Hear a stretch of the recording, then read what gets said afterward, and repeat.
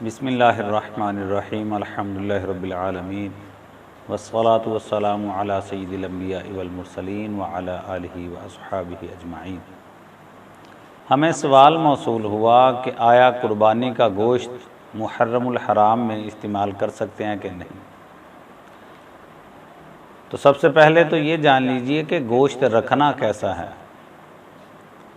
हमारे मुआशरे में बहुत सारे ऐसे काम हैं कि जो नहीं होने चाहिए और हो रहे हैं, और बहुत सारे ऐसे हैं जो होने चाहिए और नहीं हो रहे। दीन हमें ये कहता है कि मोमिन के बारे में अच्छा गुमान करो, लेकिन हमारे लोग जो हैं वो बदगुमानी ज़्यादा करते हैं, खुश गुमानी या खुश फहमी कम लोग हैं। एक बोहतान सा बांध दिया जाता है बंदा मोमिन के ऊपर के फ़लाँ ने गोश्त रख लिया, फ़लाँ ने गोश्त रख लिया। ये बहुत गलत बात है।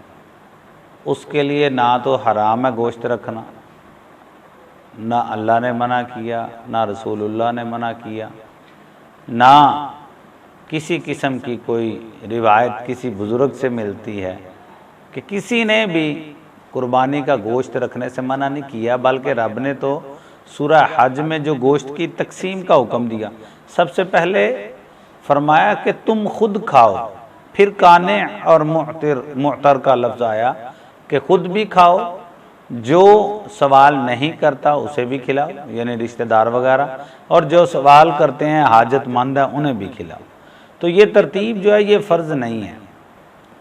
पहले तो ये बात जहन में रहे कि अगर कोई बंदा गोश्त 4 दिन रखता है तो कोई गलत वो नहीं कर रहा। दूसरी चीज़ कि कुर्बानी का गोश्त जो है,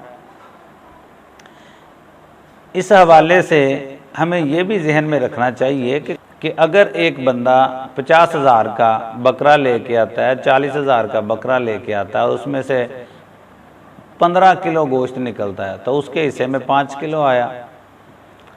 अब कोई भी बंदा 5 किलो गोश्त के लिए 40 या 50,000 रुपया नहीं खर्च कर रहा, बल्कि उसका मकसूद जो है वो अल्लाह रब्बुल इज़्ज़त और उसके प्यारे महबूब आक़ाए दो आलम सल्लल्लाहु अलैहि वआलिहि वसल्लम की रज़ा व खुशनुदी हासिल करना है। लिहाजा अगर कोई बंदा गोश्त रखता है तो किसी किस्म की उसके ऊपर कोई जरा नहीं है। दूसरी चीज़, वो कब तक रख सकता है, ना अल्लाह ने कोई पाबंदी लगाई, ना रसूलुल्लाह ने कोई पाबंदी लगाई कब तक रख सकता है। लिहाजा अगर कोई बंदा चाहे ज़िल हज में इस्तेमाल करे गोश्त, चाहे मुहर्रमुल हराम में वो खाना चाहे, शरई तौर पर किसी किस्म की कोई कबाहत नहीं, ना ही कोई पाबंदी है। मुआशरती तौर पर, समाजी तौर पर कोई गलत फहमी हो तो वो लोगों की गलत फहमी है।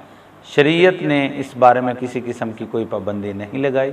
अल्लाह रब्बुल इज़्ज़त हमें दीन समझने की और इस पर अमल पैरा होने की तौफीक अता फरमाए।